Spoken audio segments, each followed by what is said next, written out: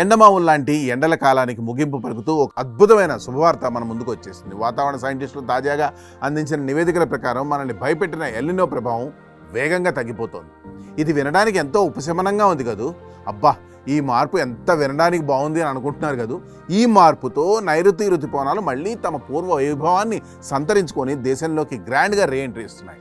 ఇలాంటి సమయంలో మన భారత అంతరిక్ష పరిశోధనా సంస్థ అంటే ఇస్రో పంపిన ఉపగ్రహ చిత్రాలు చూస్తే ఎవరికైనా ఒళ్ళు పులకరిస్తుంది. అంతరిక్షం నుండి తీసిన ఆ ఫోటోల్లో మన దేశ భూభాగంలో దాదాపు 3/2 ప్రాంతాన్ని దట్టమైన నల్లటి మేఘాలు కమ్మేసిన దృశ్యాలు స్పష్టంగా కనిపిస్తున్నాయి.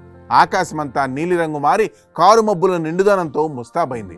ఓవైపు ఎల్నినో బలహీనపడ్డం, అదే సమయంలో బంగాళాఖాతంలో ఒక బలమైన అల్పపీడనం ఏర్పడడానికి సిద్ధమవడం మన దేశ వాతావరణానికి కొత్త ఊపునిస్తోంది. ఈ అల్పపీడన ప్రభావం ఋతుపవన చలనానికి మరింత బలాన్ని చేకూరుస్తుందని నిపుణులు గట్టిగా చెప్తున్నారు.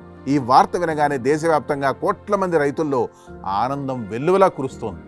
మొలకలు ఎండిపోతాయేమో అని భయపడిన పొలాల్లో ఇప్పుడు మళ్ళీ ఆశల పచ్చదనం చిగురిస్తోంది.